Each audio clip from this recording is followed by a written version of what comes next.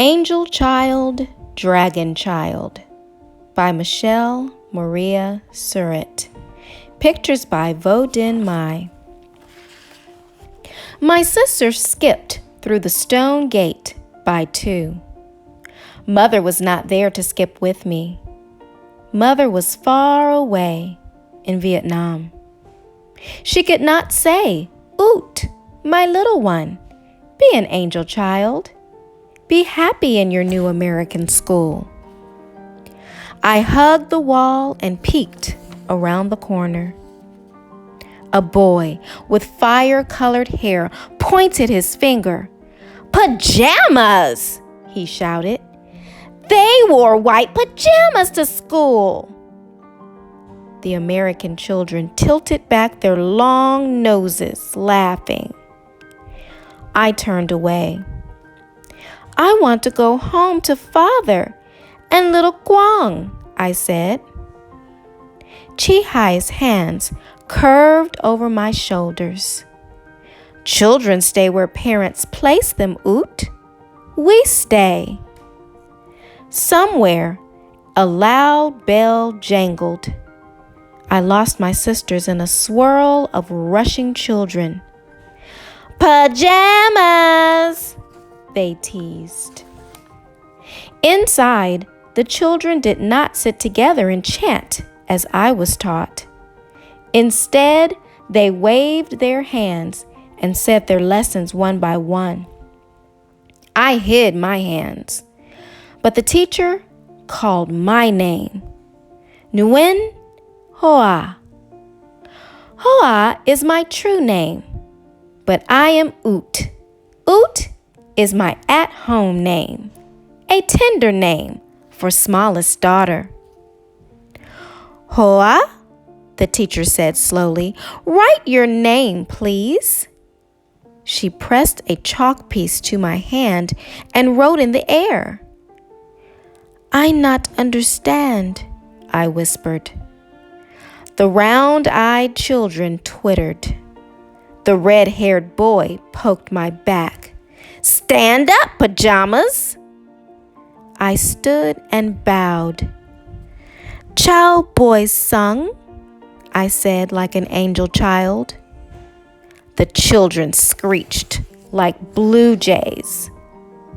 I sat down and flipped up my desktop, hiding my angry dragon face.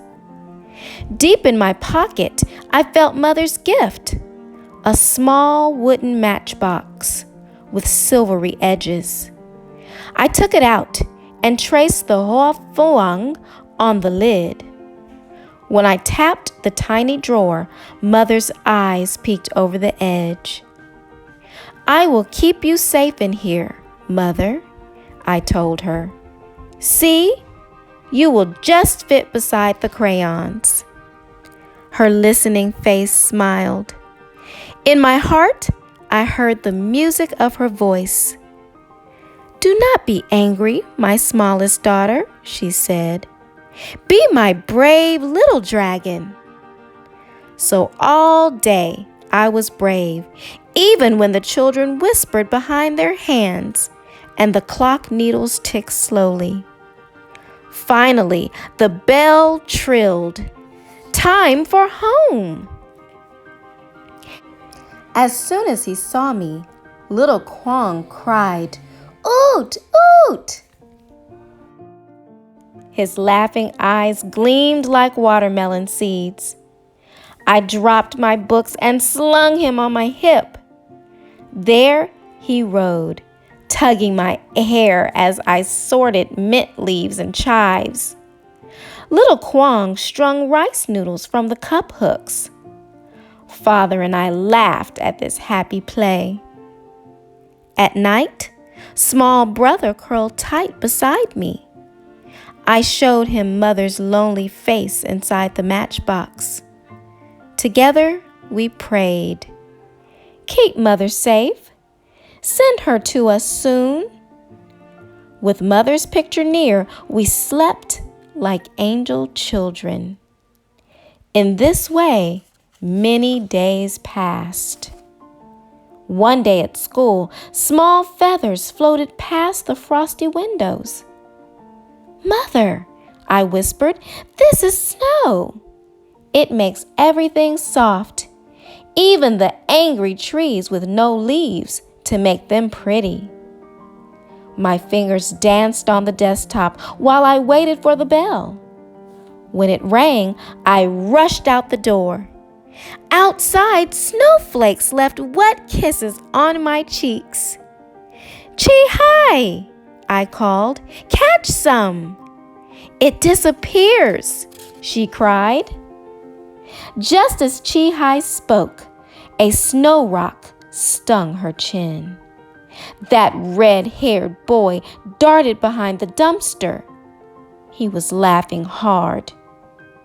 I tried, but I could not be a noble dragon.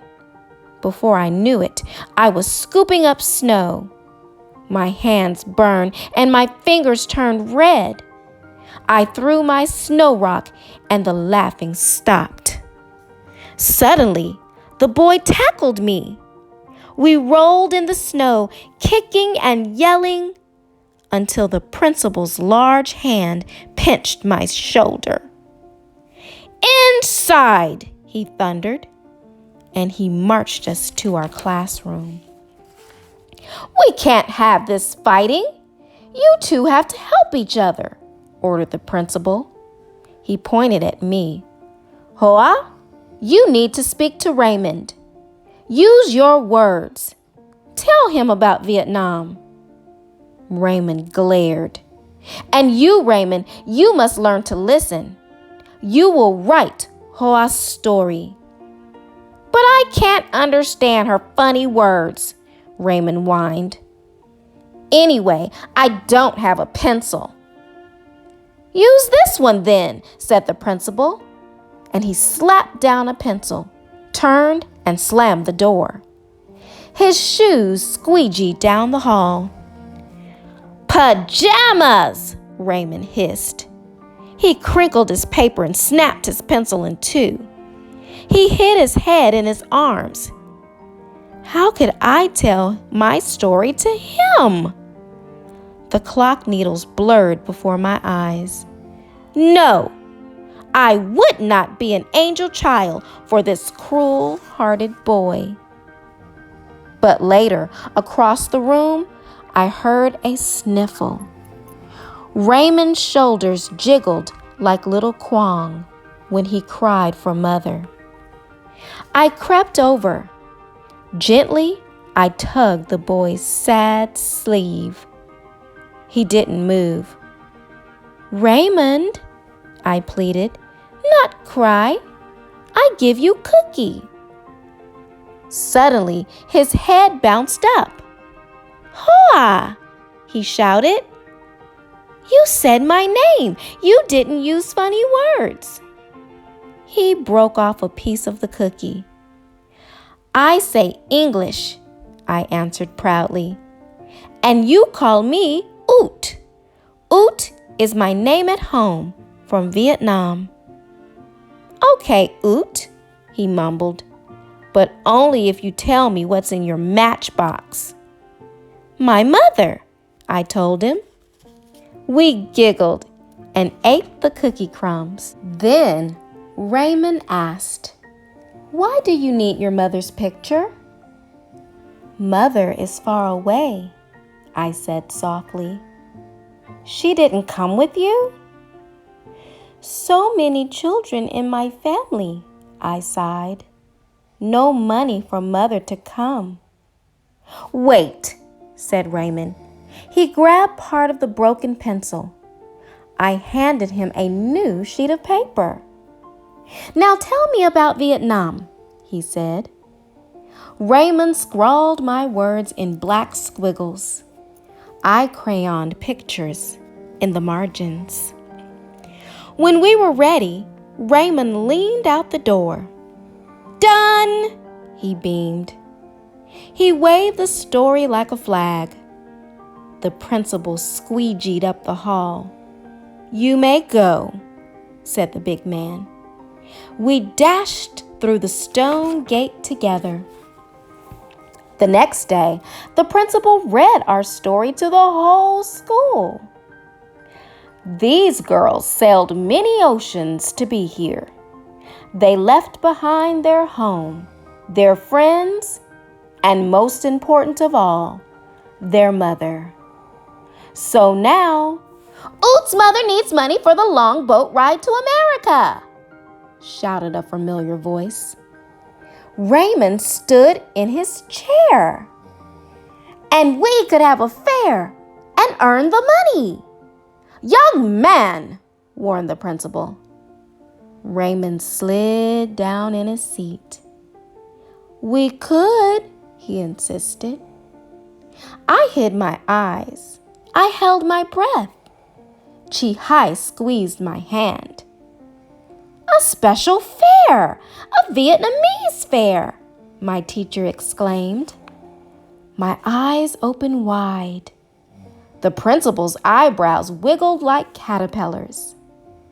But who will help with the Vietnamese fair? Me, cried Raymond. We will, squealed the children. Well, what are we waiting for? Said the principal. And we all clapped for the fair.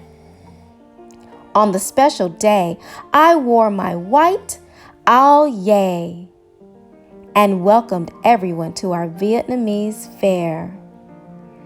Chào boys sung, I said, bowing like an angel child. Chào boys sung, they answered.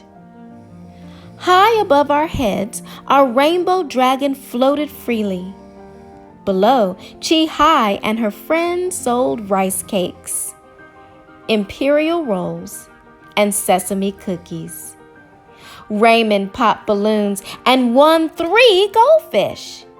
He gave one to little Quang. Don't eat it, he warned. By the end of the day, we had just enough money to send to Mother. When will she come? I wondered. Every day we walked home wondering, when will Mother come? We slid through icy winter. We splish-splashed through spring rain. We tiptoed barefoot through the grass, still hoping she would come. On the last day of school, when I knew the Hoa Phuong were blossoming in Vietnam, Raymond and I raced home faster than all my sisters. We were the first to see Father and little Quang at the picture window. And beside them, Mother!